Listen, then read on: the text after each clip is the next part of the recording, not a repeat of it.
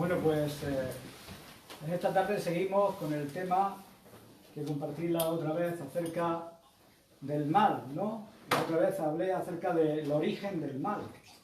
Realmente es un tema un poco profundo, ¿no? Y muchas veces pues es eso, ¿no? Hay temas que nos interesa conocer para dar respuesta a aquellas personas que preguntan, ¿no? Y a veces son temas que incluso para nosotros mismos, por ser tan profundos, encontramos dificultad de entenderlos y necesitamos que la palabra de Dios pues, nos enseñe. La otra vez hablé del origen del mal y en esta ocasión pues el título es ¿por qué Dios permitió que el mal domine este mundo? ¿Por qué Dios permitió el mal en el mundo? Y esta pregunta se podría formular también de diversas maneras, ¿no? Si Dios, el Creador, es tan bueno, ¿por qué hay tanta maldad en el mundo? Esto es algo que escuchamos en muchas ocasiones, ¿no? De hecho, la realidad del mal en el mundo es una de las justificaciones favoritas de aquellas personas que rechazan al Dios de la Biblia. Están ansiosos, ¿no?, por hacer preguntas de muchas maneras diferentes, ¿no? ¿Cómo puede Dios ser santo y permitir que su creación sea dominada por la maldad? ¿Cómo puede Dios ser perfectamente justo y ordenar la presencia de la injusticia? Y hay varias formas en que esta idea se ha divulgado, ¿no? Una es por medio de un silogismo. Esto es una serie de pasos lógicos, tales como el Dios bíblico es un Dios de amor, el Dios bíblico es omnisciente, el Dios bíblico es todopoderoso, pero al existir un mal masivo en el mundo, el Dios bíblico no puede existir. Es decir, que quien permite este mal no puede amar, o no puede ser santo, o no puede ser todopoderoso, o omnisciente por permitir el mal. En la mente de muchos esto hace retroceder a los cristianos, ¿no? Y los pone a la defensiva, expuestos a que les marque un gol, ¿no? Y hay algunos cristianos que se agarran a Deuteronomio 29, las cosas secretas pertenecen al Señor. Y lanzan eso con todas sus fuerzas al territorio del enemigo o de la oposición. Pero ¿es eso lo mejor que podemos hacer cuando estamos presionados contra nuestra propia portería teológica? ¿Es despejar con Deuteronomio 29? ¿No hay nada mejor que eso en la Biblia? ¿No hay ningún tipo de pase largo que podamos hacer? Algo que no solo nos aleje de la derrota, sino que garantice una victoria. Y yo creo que lo hay. Creo que las Escrituras nos dan respuesta y sin dudarlo podemos dar una respuesta, podemos entender la respuesta y podemos encontrar una gran satisfacción en la respuesta, ¿no? No es suficiente decir simplemente las cosas secretas le pertenecen al Señor. Es decir, no lo sabemos. Dios no nos lo ha dicho. La Escritura no nos lo ha dicho. Esa sería la mejor respuesta si las Escrituras no lo hubieran dicho. Si ese es el caso, entonces no tenemos una respuesta bíblica, pero tenemos una respuesta bíblica. Y esto abre nuestro pensamiento a una categoría completa de verdad teológica que podemos denominar teodicea. Esa palabra viene de dos palabras griegas, teos, que significa Dios, y dike, que es la raíz de las palabras que significan justo y justicia. Una teodicea es una explicación de cómo Dios puede ser justo, es una defensa de la justicia de Dios frente a la presencia de un mal o de un pecado generalizado. Y así quiero mostraros lo que creo que es una teodicea bíblica. Una defensa bíblica de por qué Dios, quien es santo, quien es amor, quien lo sabe todo, quien es todopoderoso, ha permitido que el mal domine en su creación. Entonces voy a listar mi propia serie de puntos lógicos. Número 1. El mal existe. El mal existe, esto es indiscutible. Esto es incontrovertible, a menos que sea un defensor de la secta conocida como la Iglesia de la Ciencia Cristiana, como hablamos la otra vez. Fue Mary Baker Eddy Patterson Glover Fry, su fundadora, quien tenía un problema con eso. Me imagino que sus padres tuvieron un problema para ponerle ese nombre también. Pero la enseñanza de la Iglesia de la Ciencia Cristiana es esta. Todo mal es en realidad una ilusión.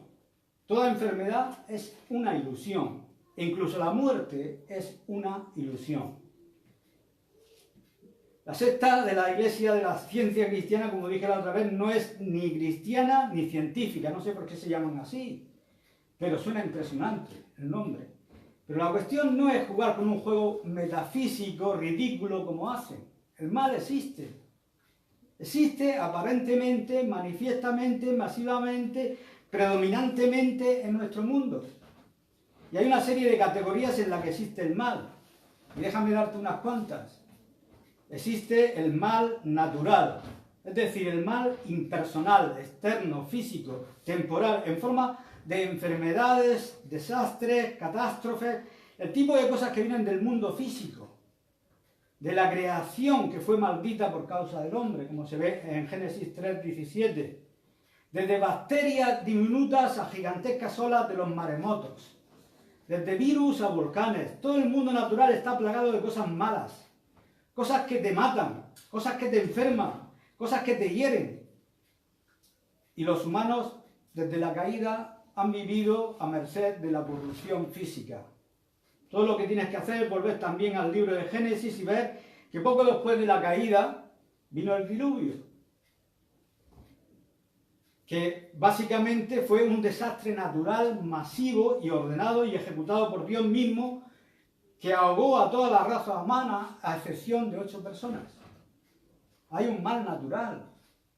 Además del diluvio, incluso hoy día, raramente no pasa mucho tiempo que no oigamos de algún lugar en el mundo donde un grupo o una cantidad masiva de personas muere por algún tipo de desastre natural o por cualquier plaga o enfermedad que barre las vidas de muchas personas. Es el mal natural. En segundo lugar, hay un mal moral. El mal moral es personal en oposición al mal natural, que es impersonal. Es interno, es espiritual, es maldad, es pecado, es transgresión, es iniquidad, cualquiera que sea el término que quieras usar para describirlo. Es una inclinación, es una disposición, es una actitud, es un curso de pensamiento, de hablar y de acción que domina a la raza humana, por lo que las Escrituras dicen que no hay justo ni aún uno. No hay nadie que sea bueno. La Escritura dice que los pensamientos del corazón humano son de continuo hacia el mal. Jesús dijo que del corazón salen los malos pensamientos, los homicidios, los adulterios, las fornicaciones, los hurtos, los falsos testimonios, las blasfemias. Es el corazón que la lujuria se concibe y produce el pecado, y del pecado viene la muerte. La Biblia nos dice que la sociedad está dominada por la corrupción, y no es solo un desastre a lo que a la postre nos mata, porque si evitáramos todos los desastres y todas las enfermedades, aún seguiremos muriendo, porque la paga del pecado es la muerte. La corrupción afecta a todo ser humano, afecta a toda vida, a toda relación humana. Toda la humanidad está formada por pecadores y nadie está exento, y todos los pecadores inmorales colisionan entre sí, en sus familias, en sus amistades, en rivalidades, en asociaciones, entre las naciones. La colisión de corazones perversos, egoístas, inmorales, llena el mundo con un desastre tras otro. Luego, en tercer lugar, hay un mal sobrenatural. El mal sobrenatural. Este es el mal que es básicamente perpetrado por los demonios, los ángeles caídos, los asociados de Satanás. El número de los ángeles que cayeron del cielo con Satanás, como se indica en Apocalipsis 12, son 1/3 de todos los ángeles, dejando 2/3 restantes como ángeles santos. 1/3 ha caído. Satanás es uno de ellos. Y todo el mundo dice 1 Juan 5:19, que está bajo el poder del maligno. Estos seres viles son tan viejos como la creación. Son extremadamente malvados. No hay nada en ellos que sea bueno en absoluto. Manejan su maldad a nivel angelical y también a nivel humano. Empeorará en el futuro cuando Dios los arroje todos a la tierra en el tiempo futuro de la gran tribulación. Satanás, quien lo guía, tiene por el momento autoridad temporal sobre el sistema mundial. Él tiene una soberanía temporal y delegada en este mundo. De modo que incluso como creyentes no estamos luchando contra las personas físicas, sino contra principados, potestades, contra los gobernadores de las tinieblas de este siglo, contra huestes espirituales de maldad en las regiones celestes. Hay una lucha espiritual masiva en este sistema mundial efectuada por los demonios.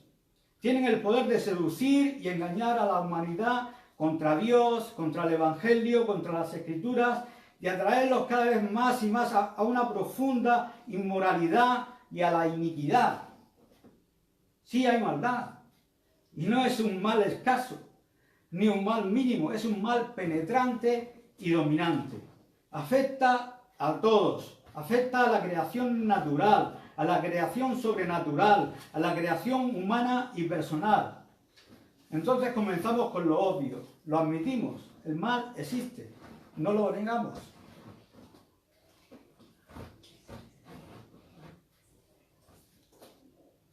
Y cualquiera que lo niegue es completamente necio. El mal es masivo. El mal está fuera de control, el mal está arraigado, es general, está en todas partes, todo el tiempo y se manifiesta en todos. Ahora pasemos al siguiente factor en nuestro razonamiento. Primero, el mal existe. Segundo, Dios existe. Y solo un Dios existe, Dios, el Dios revelado en las Escrituras.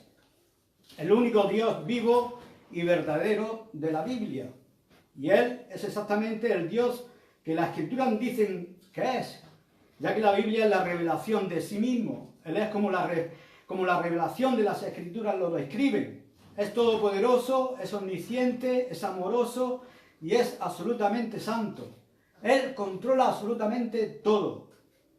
La Biblia dice que Dios existe y que no existe nada que no haya sido ordenado por Él.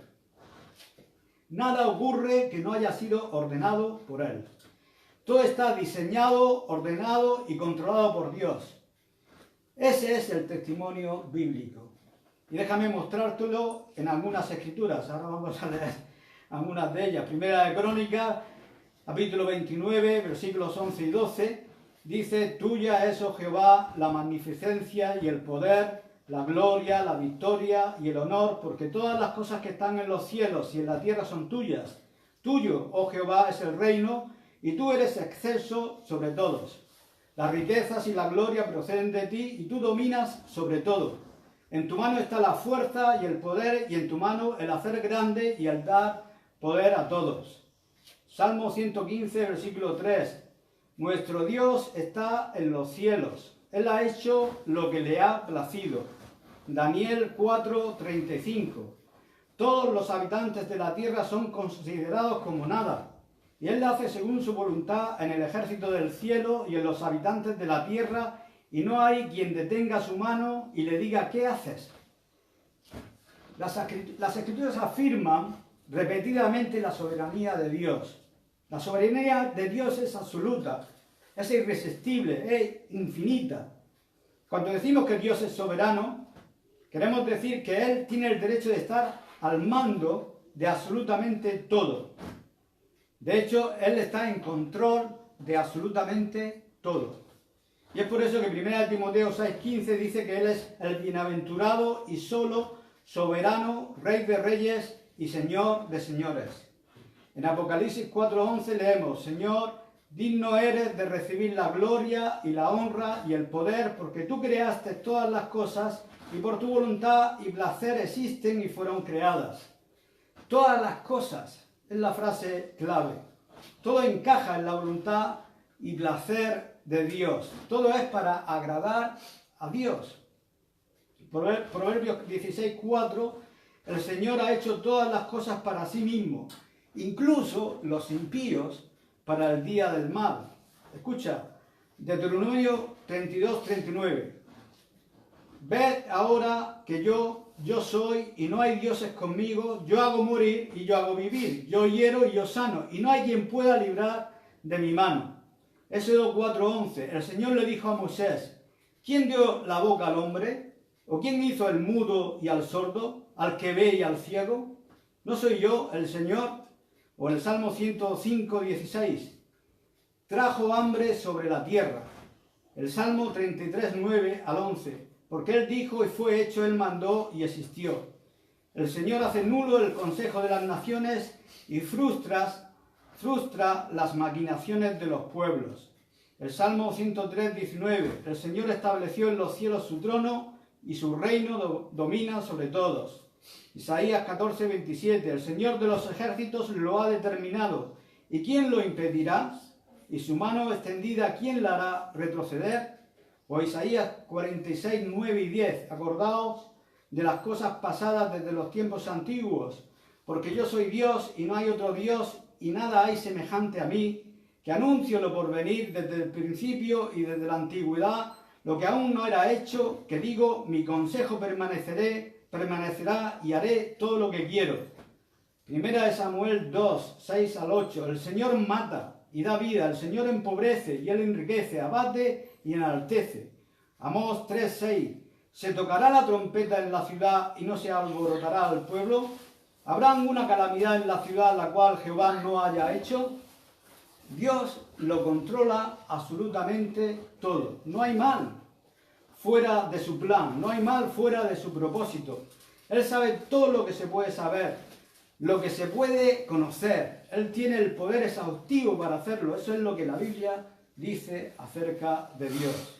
Y en ese conocimiento perfecto, y en ese poder perfecto, y con perfecta santidad, y expresando su amor perfecto, Dios lo ordena todo. Eso nos lleva a una tercera conclusión. El mal existe, Dios existe, y este es el único Dios que existe. En tercer lugar, Dios quiso que el mal exista. Dios quiso que el mal exista. Es ineludible.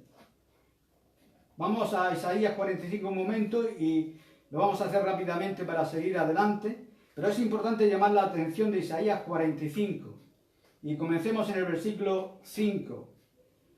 Yo soy Jehová y ninguno más hay, no hay Dios fuera de mí. Yo te ceñiré, aunque tú no me conociste, para que se sepa desde el nacimiento del sol y hasta donde se pone que no hay más que yo. Yo Jehová y ninguno más que yo, que formo la luz y creo las tinieblas, que hago la paz y creo la adversidad. Yo Jehová soy el que hago todo esto. Ve al versículo 9. Ay del que pleitea con su hacedor, el tiesto con los tiestos de la tierra. ¿Dirá el barro al que lo labra, qué haces? ¿O tu obra no tiene manos? Ay del que dice al padre, ¿por qué me engendraste? Y a la mujer, ¿por qué diste a luz? Ninguna vasija puede decirle al alfarero qué hacer. Ningún nacido puede decir a sus padres de darle o no darle a luz. Y nadie puede cuestionar lo que Dios hace. Y Dios claramente ha ordenado el mal. Ahora, en este punto, el pánico golpea el corazón de muchas personas, especialmente de los arminianos, no de los armenios, sino de los armenianos, ¿no? que hay una gran diferencia. El pánico golpea el corazón de los arminianos. Se quedan sin aliento aquí. Comienzan a tener palpitaciones en el corazón. Sus palmas se vuelven sudorosas. Sus ojos se les salen de las órbitas. Comienzan a tener un ritmo cardíaco rápido. ¿Qué? ¿Dios ha ordenado el mal? Ellos no niegan el poder de Dios. Ellos lo afirmarán. Ellos no niegan su conocimiento. Ellos lo afirmarán. Ni siquiera niegan que Dios debe ser glorificado en salvar a los pecadores. Pero el ataque de pánico lo golpea porque no pueden permitir que Dios haya ordenado el mal. Si quieres impulsar la teología arminiana, o lo opuesto de la teología reformada, lo opuesto al calvinismo, ese tipo de teología que niega que Dios sea soberano y que la regeneración sea una plena obra de Dios, ese tipo de teología que el hombre es soberano y es responsable de su propia vida, el que hace sus elecciones y llega a ser un pecador por sí mismo, y cree por sí mismo y ejercita fe por sí mismo y es salvo tirando de sí mismo. Entonces esto es para acomodar la idea que está detrás de todo, de su sistema, y es que no podemos creer que Dios haya ordenado el mal. Realmente creo que la teología arminiana en su mayor parte es un dispositivo para liberar a Dios de su responsabilidad. ¿Y cómo lo hacen? Bueno, la conclusión es que Dios no ha ordenado el mal. Tú eres responsable. Eso solo realmente no ayuda. ¿Por qué creó Dios criaturas que serían responsables del mal sabiendo lo que harían? Eso solo le devuelve la responsabilidad de nuevo a Él. La forma popular hoy día de las personas que caen en esa categoría, que no quieren que Dios haya ordenado el mal en el mundo, es decir, una de dos: o él no tenía el conocimiento que el mal vendría, o no tenía el poder para tratar con él. O bien él en su creación hizo todo perfecto y no sabía nada acerca de la futura existencia del mal, por lo que le pilló desprevenido. O lo sabía, pero no tenía el poder para detenerlo y deliberadamente limitó su poder de detenerlo para tratar con algo de mayor valor. Ahora, ese es el tipo de cosas con las que tienes que lidiar en este argumento. O bien Dios no lo sabía, no tenía el poder, no usaba el poder porque tenía algo incluso más importante que tratar que el mal, algo de mayor valor a la vista. Y se supone que este tipo de críticas son para liberar a Dios de esa responsabilidad, pero lo que hacen es reinventar a Dios. Reinventas a un Dios que no es omnisciente, reinventas a un Dios que no es todopoderoso, y esa es la única salida, y es por eso que existe ese tipo de teología. Pero sigamos y llamemos a este grupo uno que dice que Dios no tiene la información cuando crea, por lo que no sabe realmente lo que va a pasar. Esto encajaría con el sistema llamado teología del proceso que hablamos la otra vez. La teología del proceso es un grupo que ha reinventado a Dios como una deidad en progreso. Él no es el Dios hoy que fue ayer, porque hoy sabe más, porque han sucedido más cosas hoy y lo está descubriendo a medida que suceden. Esto es también lo que el teísmo abierto cree, que Dios está en proceso. Él no es ahora lo que solía ser, Él está mejor ahora. El proceso realmente le ha ayudado, pero no es lo que será dentro de una semana, porque habrá más cosas que descubrirá a medida que la historia se vaya desarrollando. Y con el desarrollo de la historia viene el despliegue del mal, y entonces Dios está libre de ese problema porque Dios simplemente no lo sabía. Dios no podía saberlo porque no había sucedido. Ese es abiertamente su enfoque. Dios no puede ser responsable del mal. El mal existe, por lo tanto Dios no podría haber sabido que venía hasta que apareció. De hecho, irán tan lejos como para decir que Dios esperaba lo mejor de Adán. Y eso es más material para el pensamiento positivo, incluso por parte de Dios. Así que Él no es omnisciente. Así que cuando apareció el mal tuvo que idear el plan B, que es la cruz. Bueno, tú te puedes hacer una idea, ¿no?, de esto. Estas personas que carecen de una visión verdadera y bíblica de Dios. También carecen de una visión del universo centrada en Dios, exaltada y dominada por Dios. Miran las cosas desde una posición privilegiada, centrada en el hombre, y necesitan estar seguros de que Dios no viola ninguna de sus reglas. No puede ser cierto que Dios tenga tanto el conocimiento completo del mal como el poder completo para prevenirlo y aún así permitir que se haga realidad, porque eso significa que Él lo ordenó. Si Él tenía pleno conocimiento de ello y el poder total para tratar con Él, y existe, entonces lo ordenó. Eso es más de lo que un arminiano puede tragar. O bien Él no tenía el conocimiento o no tenía el poder, entonces tienes que reinventar a Dios. Hay personas que en realidad no son tan sofisticadas, son solo amigos de la respuesta corta. Los mencionamos en otra ocasión. Tú les preguntas, ¿de dónde vino el mal? Y ellos te dirán, vino de Adán y Eva, ¿verdad? ¿Cómo se introdujo en Adán y Eva? Bueno, así, cierto, vino de la serpiente. Bueno, ¿cómo llegó la serpiente a un lugar donde Satanás podría encarnarla? ¿Y cómo llegó Satanás a ser Satanás, en el cual estaba tentando a la gente a hacer el mal? Pues bueno, él vino del cielo. ¿No es así? Entonces, ¿dónde se originó el mal? ¿El mal se originó dónde? En el cielo. Si el mal se originó en el cielo, en una rebelión angelical justo debajo de la nariz de Dios, ¿crees que le pilló desprevenido a Dios? Entonces no tienes un Dios que sea absolutamente omnisciente. ¿Crees que Dios no pudo detenerlo una vez que comenzó? ¿No pudo ponerle fin en ese momento? Entonces tienes a un Dios que no es todopoderoso. No importa cómo lidies con eso, si mantienes la doctrina bíblica de Dios, Dios se hace responsable en última instancia de la existencia del mal. ¿Te acuerdas también que mencionaba al rabino Kushner en el libro Cuando cosas malas le pasan a personas buenas? Y hay muchas cosas malas que están en ese libro. Por ejemplo, el título. Está mal porque no hay gente buena, pero vamos a concederle el título. Cuando las cosas malas le suceden a las personas buenas. Y lo que hace es reinventar a Dios. Reinventa a un Dios que no es omnisciente y a un Dios no todopoderoso, así que no lo consideremos responsable por lo que no sabe y con lo que no puede lidiar. Un escritor llamado Leibniz observó este problema y dijo: Dios creó el mejor de todos los mundos posibles que pudo crear. No podía hacerlo mejor. ¿De verdad? El zoroastrismo, el maniqueísmo y otro tipo de filosofías antiguas dicen que Dios tenía que lidiar con dos realidades coeternas e independientes. Entonces, el bien y el mal, coeternas e independientes. Es decir, que siempre existen. Bueno, pues ninguna de estas respuestas es la adecuada. Todas estas respuestas provienen de personas que carecen de una visión fija de la realidad centrada en Dios y tienen que abandonar una visión bíblica de Dios. Aunque muchas de las personas que ofrecen este tipo de respuestas declaran su fe en la Biblia y en el Dios de la Biblia, pero esperan que el Dios de la Biblia sea arrastrado a un tribunal humano, un tribunal de la razón humana para ser juzgado por una ley moral más baja que él mismo. ¡Wow! De alguna manera Dios es un ser superior, pero nosotros tenemos una ley superior.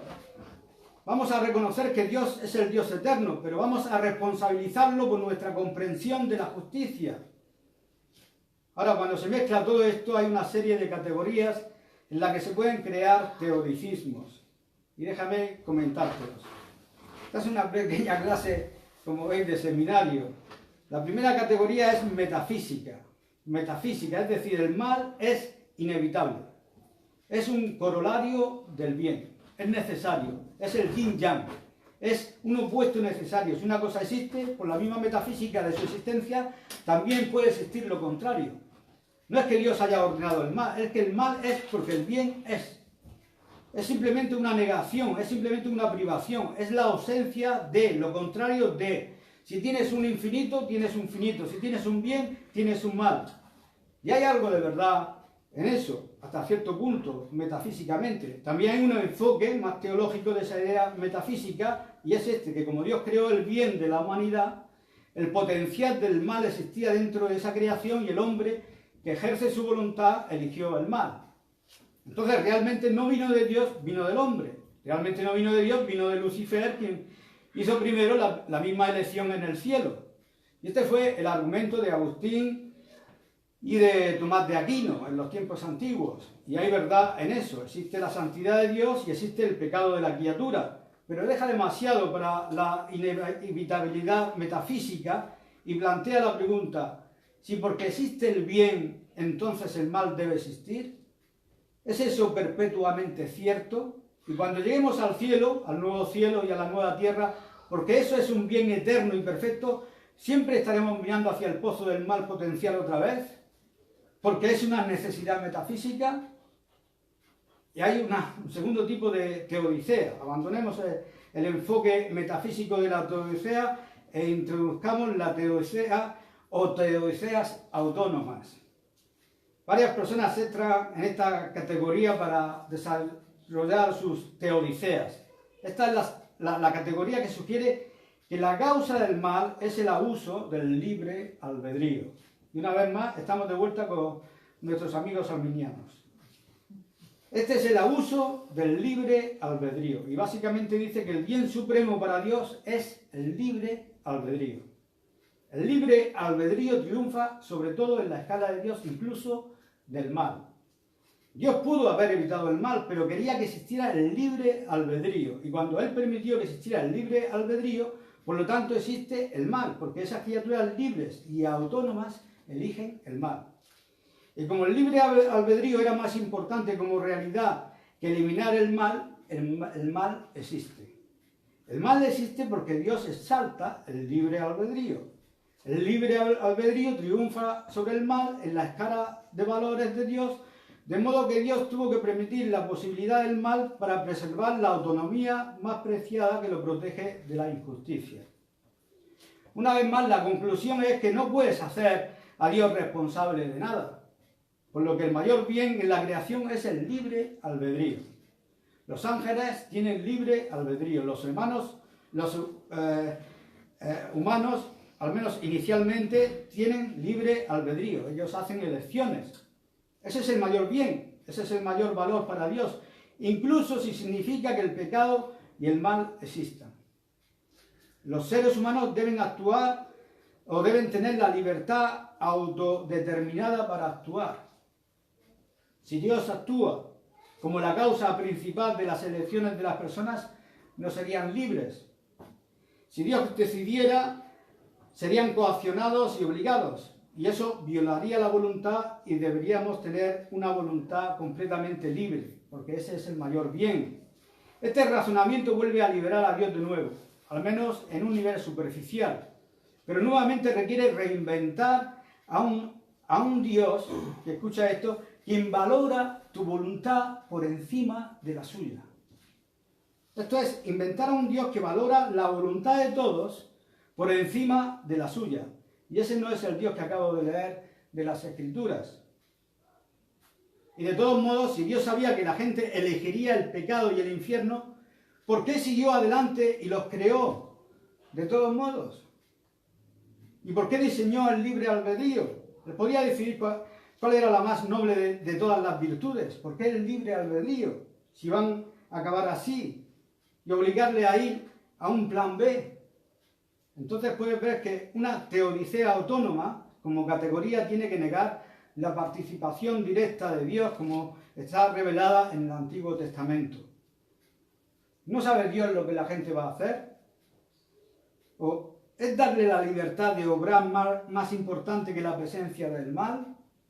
Si Dios tiene tanto conocimiento como poder, entonces tenía que dar a los hombres el libre albedrío para comenzar. Y Él sabía exactamente lo que harían con eso. Y siguió adelante y se los dio. Por lo tanto, al final tuvo que ordenar el mal. No resuelve ningún problema, excepto para disminuir la gloria de Dios. Diseñar a un Dios con conocimiento limitado, diseñar a un Dios con poder limitado, diseñar a un Dios que está más preocupado por la voluntad de cada ser humano que por su propia voluntad, es diseñar un Dios que no es el Dios bíblico.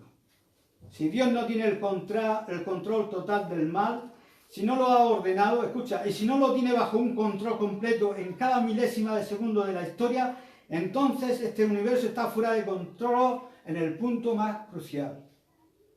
Si Dios no tiene el control completo de esto, entonces, ¿cómo y cuándo obtendrá el conocimiento y el poder para controlarlo? Y te pregunto esto, ¿preferirías tener a un Dios tratando de controlar el mal o un Dios que lo controle completamente? A tu elección. Pero el Dios de la Biblia está en completo control del mal para sus propios propósitos. Es realmente una herejía decir que el mundo está lleno de maldad, aparte de un plan y propósito predeterminado de Dios que está muy por encima de las elecciones voluntarias de la gente. Entonces, ¿qué sabemos hasta ahora? El mal existe, Dios existe, Dios quiere que el mal exista, Él no lo creó, no pudo crearlo, pero no lo impidió, Él lo ordenó y lo quiso. Y escucha atentamente, ¿por qué? Porque tenía un propósito para ello. Él tenía un propósito para ello. Esto es crítico. Él tenía un propósito para el mal.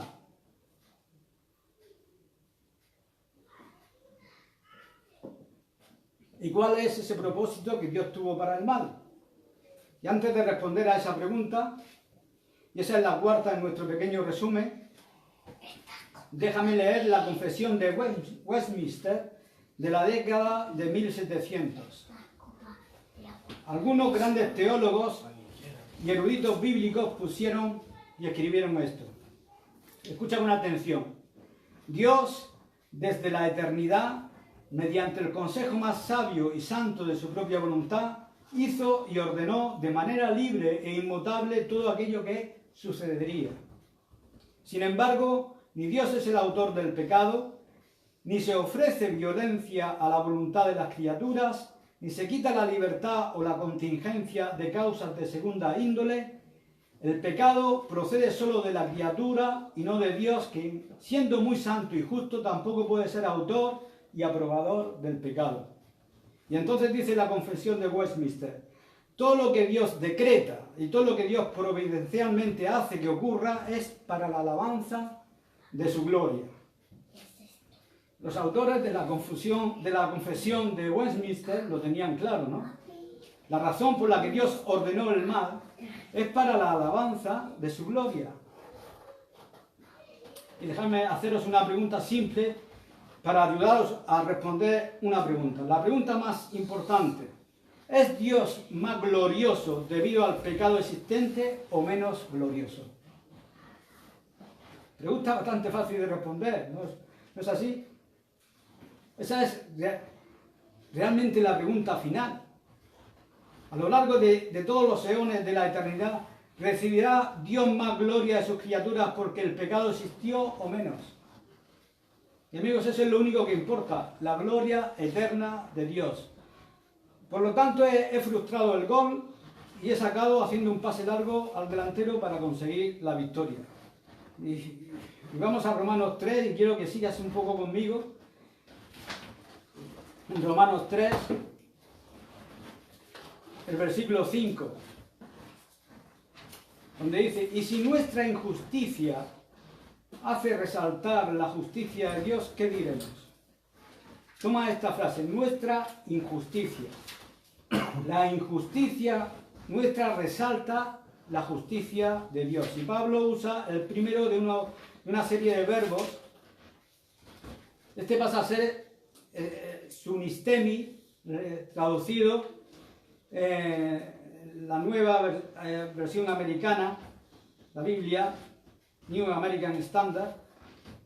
Es un verbo que significa manifestar, significa revelar, significa demostrar, mostrar. Nuestra injusticia demuestra la justicia de Dios. Otra forma de decir eso sería: ¿realmente entenderías la justicia de Dios si no entendieras la injusticia? ¿No hay algo a ganar con este contraste?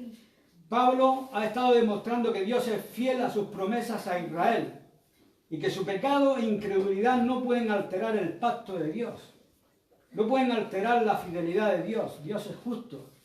Dios hará lo que dijo para Israel. Incluso la injusticia de Israel no puede cancelar la justicia de Dios, sino que le da la oportunidad de demostrar esa justicia. Incluso el alejamiento de Israel de la verdad no hace daño a la verdad de Dios ni a la gloria de Dios, muestra Pablo. Entonces, en este caso particular, con respecto a Israel, su injusticia solo hizo que la justicia de Dios fuera aún más gloriosa, más notoria. Y en general, la injusticia solo hace que la justicia sea más maravillosa. Y así Dios, al permitir la injusticia, está demostrando justicia. Pasa al capítulo 5, versículo 8. Y aquí viene esa palabra otra vez. Pero Dios muestra su amor por nosotros en que cuando aún éramos pecadores, Cristo murió por nosotros. ¿Entenderíamos la justicia sin injusticia? ¿Entenderíamos el amor sin pecado? ¿Entenderíamos el amor de Dios en Cristo por nosotros si no entendiéramos cuán pecadores, indignos y miserables somos? ¿Entenderíamos el significado de los sufrimientos de Jesucristo en la cruz por nosotros? De ningún modo. La cruz es la muestra más grande del amor de Dios. Es una muestra masiva del amor de Dios en contra del telón de fondo del pecado. el que seamos pecadores, el que seamos enemigos, le permite a Dios exhibir su amor. Entonces Pablo dice que Dios demuestra su justicia en un contexto de injusticia. Dios demuestra su amor entre sus enemigos en un contexto de odio. Pasa al capítulo 9. Aquí nuevamente los traductores de esa versión nos han ayudado nuevamente usando la palabra demostración. Esta vez con el verbo endeinumni. Es un sinónimo de sunistemi. Significa lo mismo. ¿Y qué si? Dice, versículo 22, Romanos 9.